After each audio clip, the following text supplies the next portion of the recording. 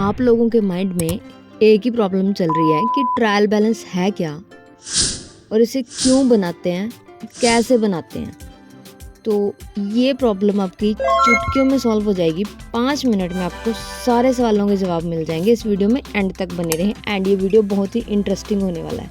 तो चलिए स्टार्ट करते हैं। सबसे पहला सवाल है, ट्रायल बैलेंस होता क्या है।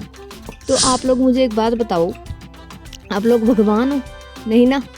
जिस इंसान को कंपनी के अकाउंट्स दिए गए हैं बनाने के लिए कि आप अकाउंट्स बनाओ कि हम कब कितना सामान सेल करते हैं, कितना सामान उधार में बिका, कितना सामान पैसों में बिका है, कब सामान खरीदा, कब सामान बेचा, ये सब चीज़ें लिखने के लिए किसको दी गई हैं? एक इंसान को। और इंसान से डेफिनेटली गलतियाँ होती हैं।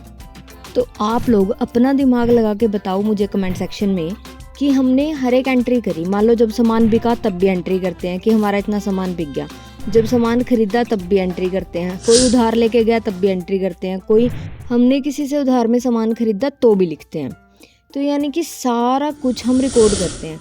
लेकिन क्या ऐसा पॉसिबल है कि हम एक भी गलती ना करें? यानी कि सारी एंट्री हमने बिल्कुल परफेक्टली सब कुछ बिल्कुल सही किया है, ऐसा है पॉसिबल? ऑब्वियसली नहीं पॉसिबल। तो यानी कि इंसान कोई ना कोई गलती डेफिनेटली करेगा। तो हम कैसे उस गलती का पता लगा सकते हैं? आप लोग कमेंट सेक्शन में बताओ मुझे लिख के कि आप लोगों का दिमाग क्या कहता है, क्या करना चाहिए। तो एक तो हो सकता है कि हम हर एक एंट्री को दोबारा चेक करें, तो इसमें तो बहुत टाइम वेस्ट हो जाएगा, है ना।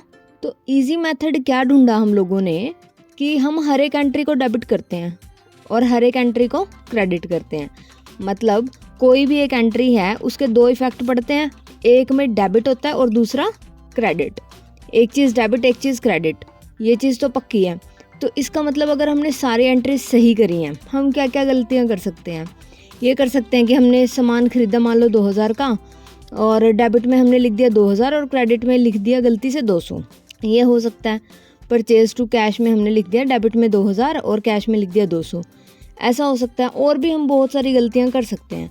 तो हम क्या करते हैं, हम बनाते हैं ट्रायल बैलेंस। ट्रायल बैलेंस से जितनी भी चीज़ें हमें जर्नल एंट्री में डेबिट करनी होती है ना, उन सबको लिखते हैं डेबिट में, और जितनी भी चीज़ें हमें क्रेडिट करनी होती हैं उन सबको लिखते हैं क्रेडिट में। फिर उसका करते हैं हम टोटल। डेबिट वाली चीज़ों को डेबिट में लिख के, क्रेडिट वाली चीज़ों को क्रेडिट में लिख के उन दोनों साइड्स का टोटल कर देते हैं। अगर तो बेटा वो टोटल आ रहा है सेम, फिर तो इसका मतलब हमने एंट्रीज बिल्कुल सही की हैं, कि यानी कि डेबिट क्रेडिट के बिल्कुल इक्वल है। तो इसका मतलब हमने सारी एंट्रीज डेबिट में और सारी एंट्रीज क्रेडिट में बिल्कुल सही लिखी हैं। लेकिन अगर उसमें कुछ गड़बड़ आ रही है तो इसका मतलब कोई ना कोई गलती है। तो फिर हमें वो गलती देखनी पड़ेगी कि गलती हुई कहाँ है। ट्रायल बैलेंस में सिर्फ हम इतना चेक करते हैं कि इक्वल आ रहा है या नहीं। तो सिंपल सा ट्रायल बैलेंस बनाने का बहुत ईजी मेथड है। देखो, जो चीज़ें डेबिट होती हैं जर्नल एंट्री में उनको हम ट्रायल बैलेंस में डेबिट साइड लिखेंगे, जो चीज़ें क्रेडिट होती हैं उनको क्रेडिट में लिखेंगे और बस दोनों का टोटल करेंगे। ओनली इतना है। तो चलिए क्वेश्चन करते हैं फटाफट से। कैश इन हैंड बताओ क्या होता है, डेबिट या credit? Obviously debit. Purchases account बताओ क्या होता है, डेबिट या क्रेडिट? डेबिट। तो इसको ट्रायल बैलेंस के डेबिट साइड लिख देंगे। सेल्स क्या होता है, डेबिट या क्रेडिट? Obviously credit. तो इसको ट्रायल बैलेंस के क्रेडिट साइड लिख देंगे। सैलरीज क्या होता है, डेबिट या क्रेडिट? क्योंकि खर्चा है तो सैलरीज जर्नल में क्या होता है, डेबिट। तो इसको भी ट्रायल बैलेंस के डेबिट साइड लिख देंगे। वेजेस, ये भी सेम सैलरी की तरह डेबिट साइड आ जाएगा ट्रायल बैलेंस के। ओपनिंग स्टॉक, तो ओपनिंग स्टॉक मतलब वो सामान होता है जो सामान हमने खरीदा लेकिन अभी बिका नहीं, हमारे पास पड़ा है, तो वो भी हमारी एक तरीके से एसेट है। तो उसको भी कहाँ लिख देंगे, ट्रायल बैलेंस में डेबिट साइड। बिल्डिंग क्या है, हमारी एसेट है, और बिल्डिंग जब भी खरीदोगे तो डेबिट साइड आएगा, तो इसलिए इसको भी कहाँ लिख देंगे, ट्रायल बैलेंस में डेबिट साइड। मशीनरी को कहाँ लिखेंगे, डेबिट साइड। पेटेंट्स को कहाँ लिखेंगे, डेबिट साइड। जनरल एक्सपेंसेस खर्चा है तो खर्चे को भी कहाँ लिखेंगे, डेबिट साइड। डेटर्स कहाँ आएंगे, डेबिट साइड। क्रेडिटर्स कहाँ आएंगे, क्रेडिट साइड। बिल्स रिसीवेबल अगर किसी को नहीं पता तो कमेंट सेक्शन में लिखो, उस पर अलग से एक्सप्लेनेशन पे वीडियो बना दूंगी। तो बिल्स रिसीवेबल वैसे डेटर की तरह होता है, तो बिल्स रिसीवेबल भी कहाँ आएगा, डेबिट साइड। कैपिटल कहाँ आएगा, क्रेडिट साइड। बैड डेट्स कहाँ आएंगे, डेबिट साइड। कमीशन रिसीव्ड कहाँ आएगी, क्रेडिट साइड। डिस्काउंट रिसीव्ड कहाँ आएगा, क्रेडिट साइड। अब हमने सारा कुछ लिख दिया। अब बस इन दोनों का हम क्या कर देंगे, टोटल।